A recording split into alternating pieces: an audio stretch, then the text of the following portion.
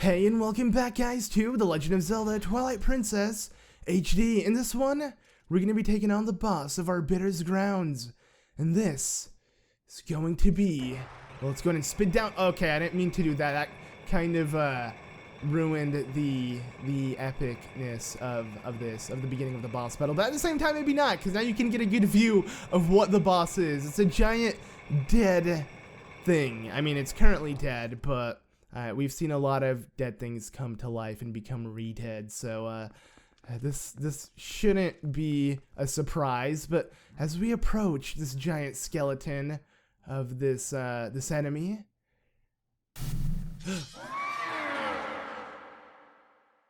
you still alive? How astonishing! No wonder some call you hero. But this is truly a bittersweet reunion. Truly. For I fear this is the last time I will see you alive.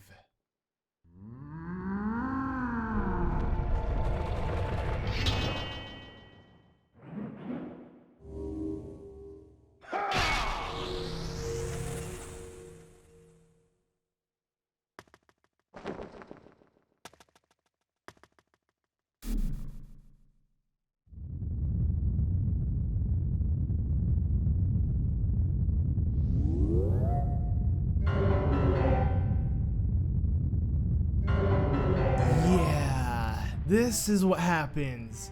Suzanne appears, summons, or like somehow creates this really cool looking sword that I want, but instead he just smashes it into this giant skeleton, which is known as the Twilight Fossil Stallord. It's the lord of the Stalfos and the Stal children and the anything like that, or Stall. It really depends on how you pronounce it. I always said Stale. I don't know why, but I mean, I might be wrong with the pronunciation. I don't care.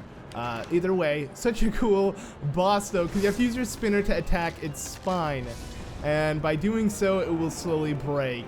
And you just want to kind of like rinse and repeat this process here. Along the battle, he will summon these re-dead knights that will appear, which is really cool how they look, because the outfit they're wearing resembles a lot of the knights of Hyrule. It's kind of sad at the same time, but essentially our goal here is, not to hit. I literally walked straight into it, but my goal was, this is such a bad way to do this battle. Like, if I was not recording like the whole temple in a sitting, I would definitely redo this, because I already feel like I had such a bad start on like literally the easiest battle of all time. I mean, in reality, I didn't even lose a full heart yet, but still, I feel like this battle is too easy to even get hit. So yeah, but whatever. So you can kind of use his men to balance you to kind of head from one side to another, but that did not work out. So let me just try this again. There we go, and let's just kind of maneuver around. Okay, really now? There we go. Now we have it. This should do it, or not. Oh god, this is so bad. But I think this will do it. Come on. I get way too much momentum at like the wrong point, and I keep getting knocked back at the wrong point. But we should have it right. Never. Okay. Wow, this is such a bad battle.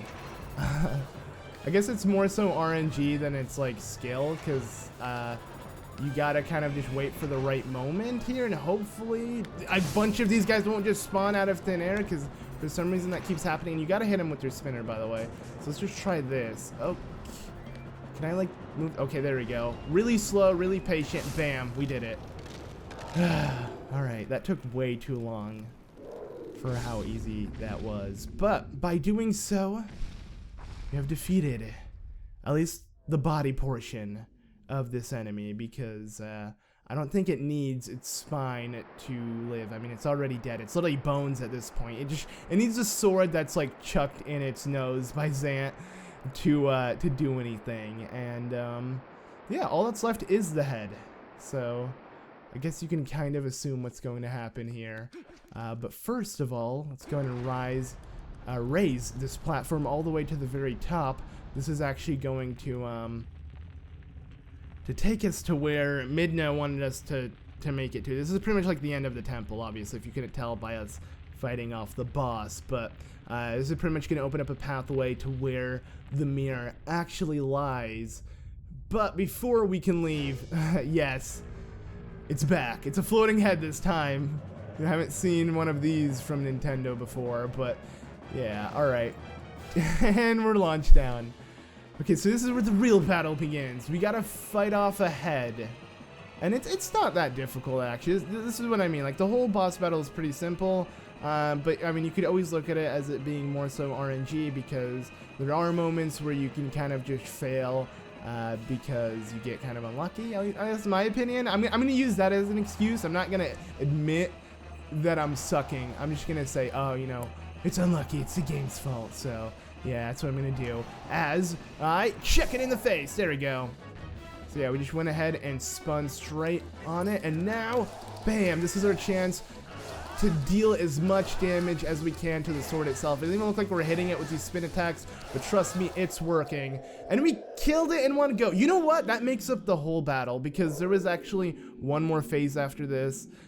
Somehow, I was able to kill him immediately, which I'm pretty happy for, so I don't mind at all. But yeah, if you didn't kill him immediately by having him fall his first time, the head would have came back up, and there would have been spikes on the rail, which I guess kind of sucks that I'm unable to show you guys how to avoid that, but you just bounce from one side to another.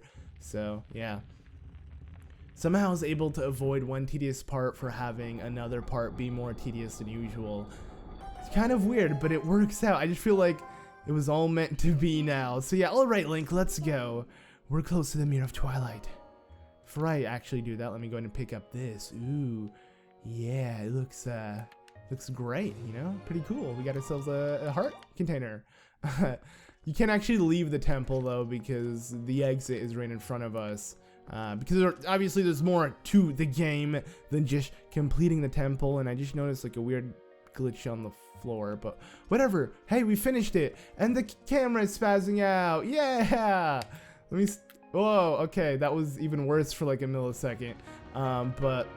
yeah, that does it for Arbiter's grounds. Stallord was defeated, and now we can make our way to the Mirror of Twilight. So thank you all so much for watching, and be sure to tune in next time, where we finally make our way to the Mirror of Twilight, which will give us access to the Twilight Realm.